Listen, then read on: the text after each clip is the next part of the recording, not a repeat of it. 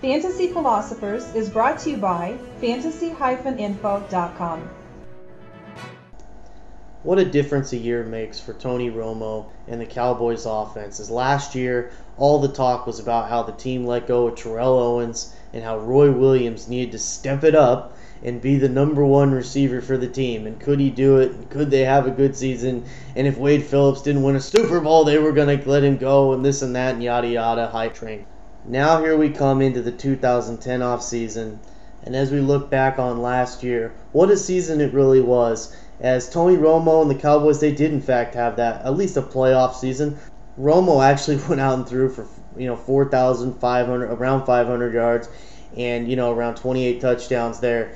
He had himself a really nice season, but the interesting thing is that obviously we know now that Roy Williams, he was a schlug. He didn't end up doing anything, and it seemed like he just wanted to keep making more excuses. And that's really, I'm sorry, I call him a schlug. The guy is, hey, he's made a lot more money than me. He's done all these great things in his football life and his career. But at the same time, what I can't stand about the guy is he continues to make excuses instead of look at himself for, where he could get better. And that, and he's a guy with talent. That really does annoy me because I think he could be a lot better player than he is right now with the talent that he has. Anyway, we found out that he wasn't the answer, even though he's still on the team right now. It's more because they're going to have to pay him $10 million if they keep him or they let him go. So it seems like right now they're going to keep him rather than cut him, but we'll see as we get closer to the year. Right now, though, we did find out, last year we found out, that, Miles Austin, this kid that, some coming out of somewhere, he was going to be the guy. And that's, it's so interesting with a good quarterback on a good team. If there isn't a wide receiver that's there right now, there's going to be one soon. And this held true again. You look at Brett Favre, years and years and years. When he doesn't have a true number one receiver, somebody becomes the number one receiver. We saw that so many times in Green Bay.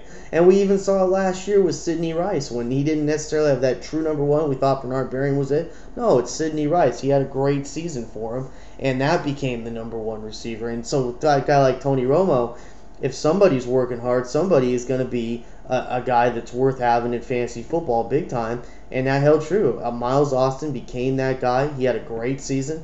Can't say enough good things about Miles because he's a good, hard-working kid with a good attitude, and he's dedicated to his craft, and that's great. So, hang your hat that Austin should have another productive year with Romo. The nice thing for Romo now is he has more weapons. Now that we know about Miles Austin, they go out, they get him Bryant in the draft, and with Dez, it's hard for any rookie receiver to be a great fantasy productive player right away. However, I do believe Dez is going to be worth owning this season. It looks like he very well could be the starter from week one. Before they even got Dez, they were talking about Kevin Ogletree, another talented young kid in the offense, pushing Roy Williams to be the starter this year. And I actually like them to have Kevin start over him, at least at some point.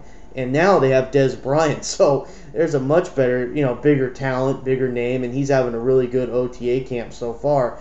Very talented. Dez, he's in a very good situation for himself for this year and for a few more years here. He should be pretty darn solid to have in that offense as they just allow him to go out and do his thing. Anyway, Romo's going to have a lot of weapons. He's going to have a lot of guys out there that he can hit the ball. We haven't even talked about Jason Witten, just another good, valuable player for him to have. Obviously, him and Witten get along real well. So, there's a comfort level there. Only concern I have for Tony right now is his offensive line. They did let go of Flozell Adams, though. Flozell was probably washed up. The problem is, though, still bottom line, you got to have somebody play at left tackle. Now, they did make a trade for Alex Barron from the Rams. I would imagine if he plays anywhere, it's got to be right tackle or probably going to be depth.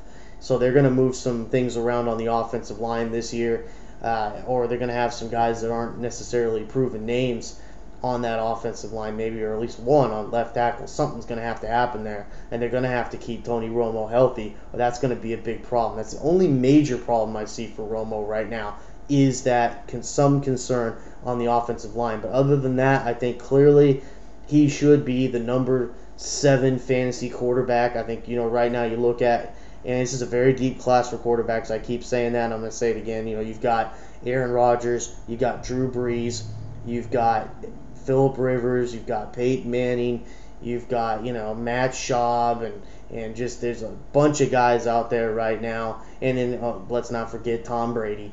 Those guys I'd still put Tom above a guy like Tony Romo.